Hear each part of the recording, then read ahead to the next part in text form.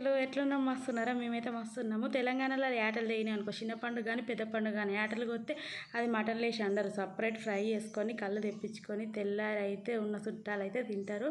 దీనికోసం అయితే ఇదైతే పొయ్యి మీద వండుతున్నాం. సిలిండర్ మీద అయితే గంటలు అయ్యేది, పొయ్యి మీద 20 నిమిషాలలో అవుతుంది. దీనికైతే తలకాయ కూరకు అన్నీ కలుపుకొని పెట్టుకున్న కారం, ఉప్పు, మసాలా, మంచిగా అల్లం ఎల్లిగడ్డ పేస్ట్, పసుపు కలుపుకొని పెట్టుకొని కొంచెం పక్కన పెట్టుకున్న. పొయ్యి అయితే మంచిగా జప్ప మండుతుంది. పొయ్యి మండుతుంది.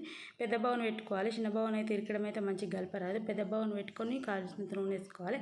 నూనె కొంచెం ఎక్కువనే పడుతుంది, తలకాయ కూర ఫ్రై కదా. నూనె ఎక్కువ వేసుకున్న తర్వాత బగారాకు, పువ్వు, చెక్క, అన్ని లవంగాలు, యాలకులు వేసుకున్న తర్వాత ఉల్లిపాయ, పచ్చిమిర్చి, పుదీనాకు అన్నీ వేసుకోవాలి. చెప్పండి ఇట్లా అన్నీ వేసుకోవాలి. అన్నీ వేసినాక చెప్పనే ఉల్లిగడ్డ అయితే మంచిగా గోలుతుంది. పొయ్యి మీద కదా, మంట చెక్క తొందరగా తగులుతుంది. బగోన్ అయితే కర్రగా అవుతుంది అనుకోకరు. బగోన్ కర్ర కాకుండా ఫస్టే బూడిద పెట్టుకున్నాము. తోమంగానే పోతుంది. ఎంత కర్ర అయినా ఉట్టి మీద తోమంగానే పోతుంది. ఇక తలకాయ కూర కొంచెం అల్లం వెల్లిగడ్డ కలుపుకున్న అట్లనే పోసులో కొంచెం వేసుకోవాలి. టేస్ట్ మంచిగా ఉంటుంది. తలకాయ కూర చూడు ఎట్లా వండినా కూడా కమ్మ ఉంటుంది. పొయ్యి మీద ఇంకా మంచిగా ఉంటుంది. కొంచెం కారం ఎక్కువ తక్కువ అయినా అడ్జస్ట్ అయినా కూడా మంచిగా ఉంటుంది తలకాయ కూర మటన్ కన్నా. ఎందుకంటే నాకు ఇష్టం, అది మంచిగా ఉంటుంది అని చెప్తాను. ఇట్లా పెద్ద చెంచా పెట్టుకోవాలి. చిన్న చెంచా పట్టుకుంటే చేయి కాలిపోతుంది. ఇక కావాల్సినంత పసుపు వేసుకోవాలి. కూర కూడా కలుపుకున్నాం కాబట్టి చూసేసుకోవాలి. పసుపు ఎక్కువైనా మంచిగా ఉండదు. ఇక మంచి ఉల్లిగడ్డలు గోల్డెన్ కలర్లోకి రావాలి. మంచిగా వేగిపోవాలి, ఎర్రగా వేగిపోవాలి. వేగిపోయిన తర్వాత మనము కలుపుకొని పెట్టుకున్న తలకాయ కూర వేసుకోవాలి. వేగిపోతున్నాయి. వేగిపోయిన తర్వాత కొంచెం ఇట్లా తలకాయ కూర నేనైతే కలుపుకొని పెట్టుకున్నాం కదా, అవన్నింటినీ తలకాయ కూరను కొంచెం తీసుకొని వేస్తాను. ఇప్పుడే నీళ్ళు పోయొద్దు, మంచిగా వేగిపోవాలి. నూనెలనే వేగాలి. అందుకే నూనె మనం ఎక్కువ వేసుకున్నాము. నూనెలో అయితే మంచిగా వేగుతుంది. దీని అయితే మంచిగా ఒకసారి తలకాయ కూర, ఉల్లిగడ్డ ఇట్లా అన్నీ కలుపుకునేటట్టు మంచిగా కలుపుకొని పెట్టుకుంటున్నాను. చూడుర్రి, తలకాయ కూర అయితే పొయ్యి మీదనే మంచిగా ఉంటుంది సిలిండర్ మీద కన్నా. ఒకసారి ట్రై చేసి చూడుర్రి. మీకు అందరికీ తెలిసి ఉంటుంది. ఇట్లా ట్రై చేసి చూడుర్రి. మీకు నచ్చిన పద్ధతిలో ఎట్లయినా తెలంగాణలో అయితే తలకాయ కూర మటన్లు అస్సలు వేయరు. ఇట్లా సపరేట్గా వండుకుంటారు. చుట్టాలు ఎక్కువ ఉంటే ఇంట్లో తర్వాత ఫ్రిడ్జ్లో పెట్టుకుని వండుకొని తింటారు. కానీ ఇది మటన్లో వేసి అయితే వండరు.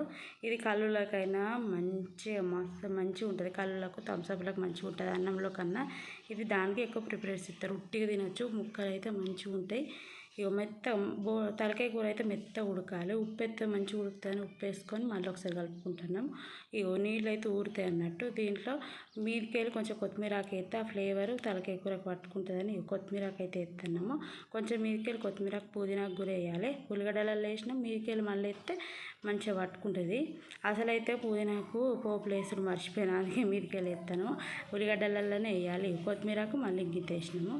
ఇది మంచిగా కలుపుకోవాలి. పొయ్యి శాఖ మండుతుందో లేదు చూసుకోవాలి. లేకపోతే బాగా పోజూరిందనుకో ఎవ్వరు తినలేరు. ఇంత మంచి కూర వేస్ట్ అవుతుంది.